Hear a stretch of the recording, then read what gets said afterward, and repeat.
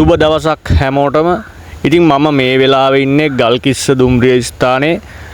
ගල්කිස්ස දුම්රිය ස්ථානයේත් මෙන්න මේ විදියට සංවර්ධන කටයුතු ටිකක් බලා ගන්න පුළුවන්. ඇත්තටම මම මේ ගැන තොරතුරු දැනගත්තේ අපේ වීඩියෝ බලන කෙනෙක් මම දාපු වීඩියෝ එකකට දාපු කමෙන්ට් එකකින් තමයි දැනගත්තේ මෙන්න මේ විදිහට ගල්කිස්ස දුම්රිය ස්ථානයත් මේ දවස්වල සංවර්ධනය කරනවා කියලා. ඉතින් බොහොම ස්තුතියි ඒ කමෙන්ට් දාපු අයට, දාපු කෙනාට.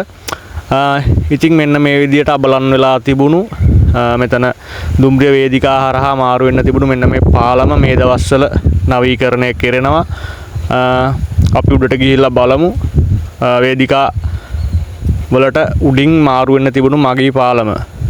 ඉතින් මුහුද කිට්ටුව තමයි ගල්කිස්ස දුම්රිය ස්ථානයේ පිහිටලා තින්නේ.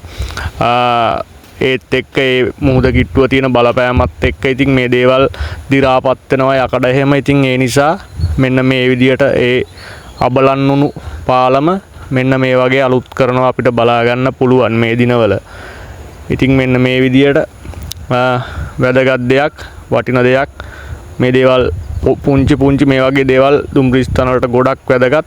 අපි මේ වගේ වීඩියෝ ගොඩක් ගෙනල්ලා තිනවා මාර්ග සංවර්ධනය කරන දේවල්, දුම්රිය ස්ථානවල වේදිකා නවීකරණය කරන දේවල් එහෙම. ඉතින් මෙන්න මේ වගේ තමයි ගල්කිස්ස දුම්රිය ස්ථානයේ වර්තමාන තත්ත්වය.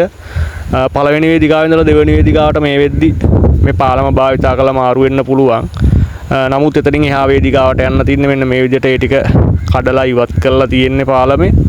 ඒ ටික අලුත් කරනවා. ඊට මෙහා පැත්තත් අලුත් කරයි මම හිතන විදිහට. එහා පැත්තේ පේන්නේ මුහුද. ඉතින් මෙන්න මේ විදිහට ආරක්ෂිත පියවර අනුගමනය කරමින් මගී ජනතාවට හානියක් නොවන විදිහට ගල්කිස්ස දුම්රිය ස්ථානය සංවර්ධනය කරනවා. බලා ගන්න පුළුවන් මේ වහලවල් එහෙමත් කැඩිලා තියෙන්නේ. මුහුද කිට්ටුව තියෙන නිසා ඉතින් මේවා ඉක්මනින් දිරනවා. ඒ නිසා මේවා සංවර්ධනය විය යුතුයි. ඉතින් අපේ වීඩියෝ තියෙනවා channel එකේ තවත් මේ වගේ දේවල් ගැන ගිහිල්ලා බලන්න. තව වීඩියෝ එකකින් හම්බ වෙමු. අනිවාර්යයෙන්ම අපිව subscribe කරලා තියාගන්න. ජය වේවා හැමෝටම.